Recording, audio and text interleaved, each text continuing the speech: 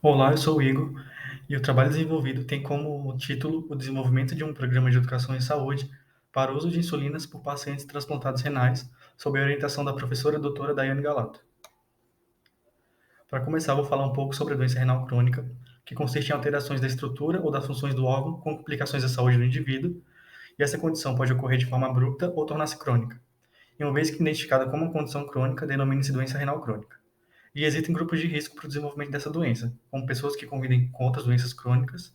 idosos, pessoas obesas, pessoas com histórico familiar de doença renal crônica na família e também o uso de agentes nefrotóxicos. Em relação ao transplante renal, o Brasil é referência mundial no transplante de órgãos, sendo que em 2018 cerca de 96% dos transplantes realizados no país foram financiados pelo Sistema Único de Saúde, e uma pessoa que, quando diagnosticada com doença renal crônica, pode vir a precisar de uma terapia de substituição das funções desse órgão, como a hemodiálise, a diálise peritoneal e o transplante renal propriamente dito. Esse último pode acontecer tanto com doadores vivos, sendo parentes ou não, como por doadores falecidos. O tratamento pós-transplante ele deve ser feito com a imunossupressão, e essa imunossupressão acontece em duas fases. A fase de indução, com uso de corticoides, anticorpos antirreceptor de interleucina 2, imunoglobulinas antitimócitos, e também na fase de manutenção, com uso de inibidores de calcineurina, antiproliferativos, os inibidores mTOR e também com uso de corticoides. Em ambas as fases devem ser adotadas medidas não farmacológicas e também o uso de medicamentos profiláticos.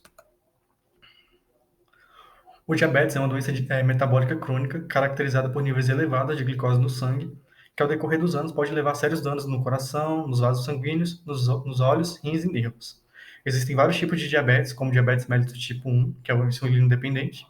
o diabetes mellitus tipo 2, que pode ser tratado com outros tipos de antidiabéticos, e o diabetes mellitus pós-transplante, que é quando esse diabetes é diagnosticado após o transplante de órgãos. Para o diagnóstico dessa doença, existem vários exames, como o exame de sangue, através da glicemia de jejum, e também a hemoglobina glicada. O objetivo desse trabalho foi elaborar um programa educativo para orientar os pacientes do ambulatório de transplante renal do HUB em uso de insulina, conhecer e identificar os problemas em relação ao uso de insulinas por pacientes transplantados renais e sugerir uma proposta educativa de intervenção em saúde para o manejo do diabetes em pacientes transplantados. Trata-se de um estudo metodológico para o desenvolvimento de um programa de educação em saúde, visando melhorar o manejo da insulinoterapia em pacientes transplantados renais. E esse trabalho aconteceu basicamente em 3 etapas. A primeira etapa é a entrevista com os pacientes, seguida da identificação das estratégias educativas e, por fim, a proposição de um programa de educação em saúde. A primeira etapa de entrevistas foram realizadas no ambulatório de transplante do HUB e também foram aproveitados dados do estudo de Bezerra, feito em 2021. As entrevistas foram realizadas a partir de um roteiro com questões objetivas e subjetivas, e como critério de inclusão foram incluídos pacientes transplantados renais diabéticos em uso de insulinas, e a seleção desses pacientes foi feita por conveniência até essa saturação das respostas. E para garantir a confiabilidade dos dados, foi adotado os termos paciente e profissional para se tratar dos participantes da pesquisa. Na etapa de identificação das tecnologias educativas, foram identificadas estratégias citadas pelos próprios pacientes durante as entrevistas, a identificação de estratégias também apontadas por profissionais de saúde durante a entrevista, e também foi feita uma revisão da literatura nas principais bases de dados, como PubMed, Cielo e nas sociedades científicas, e também aproveitamento de alguns vídeos educativos do YouTube. Os critérios de inclusão desses materiais foram materiais que foram construídos nos últimos 10 anos, que possuíssem imagens e ilustrações que facilitariam o entendimento para o paciente, e também materiais disponíveis de forma gratuita e em língua portuguesa. Esse projeto possui a aprovação do Comitê de Ética em Pesquisa da Faculdade de Ceilândia, da Universidade de Brasília, e foi aplicado o termo de consentimento livre e esclarecido aos participantes da pesquisa. Como resultado, temos 16 pessoas entrevistadas, sendo 9 pacientes e 7 profissionais de saúde. Dessas 9 pacientes, 5 eram pacientes com diabetes mellitus tipo 2 e 4 eram pacientes com diabetes mellitus pós-transplante, sendo 4 mulheres e 5 homens. Em relação às ferramentas que poderiam facilitar o entendimento do diabetes na visão dos pacientes, nós tivemos que a resposta mais prevalente foram as rodas de conversa, mas também os panfletos, flyers e banners como forma de melhorar o entendimento do diabetes e do seu tratamento. E, de fato, segundo Torres e Paula, Os materiais educativos no formato impresso servem como recurso ao paciente e sua família, devido à possibilidade de esses ampliarem os conhecimentos sobre a doença e desenvolver atitudes e habilidades que facilitem a sua autonomia, promovendo uma maior adesão ao tratamento e compreensão sobre a influência de suas ações sobre o padrão de saúde. Em relação à mesma pergunta feita aos profissionais de saúde sobre quais ferramentas seriam úteis no tratamento do diabetes e sobre seu entendimento, os profissionais, que incluíam médicos, enfermeiros e psicólogos, a resposta mais prevalente deles foi a orientação presencial feita por um profissional de saúde como forma de melhor entendimento do paciente sobre sua situação de saúde. Como eu disse anteriormente, foi feita uma revisão da literatura e foram separados materiais que foram considerados úteis e que poderiam facilitar o entendimento dos pacientes sobre o tratamento. Então, foram selecionadas algumas cartilhas feitas por sociedades brasileiras e alguns vídeos também. A gente identificou que existem alguns perfis de paciente diabético no ambulatório de transplante, no pré-transplante, no caso.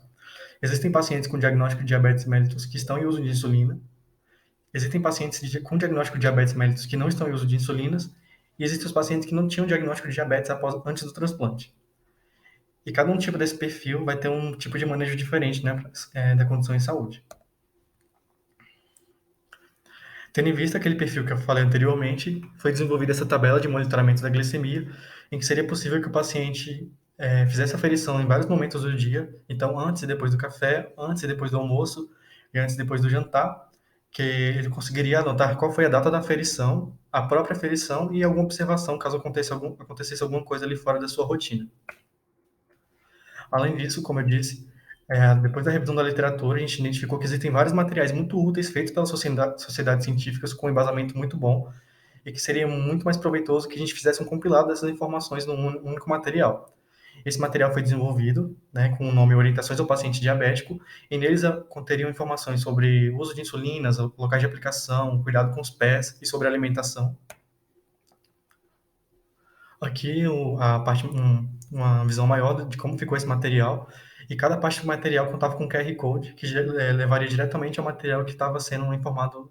nas referências. Então, o paciente que tivesse dúvidas sobre os locais de aplicação, ele poderia ir na parte do material que falar sobre esse assunto, apontar o smartphone para o QR Code e ter acesso aos materiais como mostra na tela do smartphone, né? E a mesma coisa vale para informações sobre alimentação e cuidado com os pés. Em relação às conclusões e considerações finais, embora o manejo da diabetes seja complexo e necessite de uma equipe multiprofissional capacitada, entende-se que as tecnologias educativas são uma importante ferramenta para o auxílio do manejo da doença e que é possível que essas sejam feitas e adotadas nos diversos serviços de saúde. O desenvolvimento das ferramentas propostas por esse trabalho tem por finalidade melhorar a adesão dos pacientes do serviço ao uso de insulinas e, por consequência, garantir uma melhor qualidade de vida no pós-transplante e, acima de tudo, trazer o paciente para uma posição de protagonismo na sua recuperação, uma vez que com o auxílio dos materiais educativos, estes terão mais acesso a informações sobre autocuidado. Essas foram as referências que eu utilizei no meu trabalho. Muito obrigado pela atenção.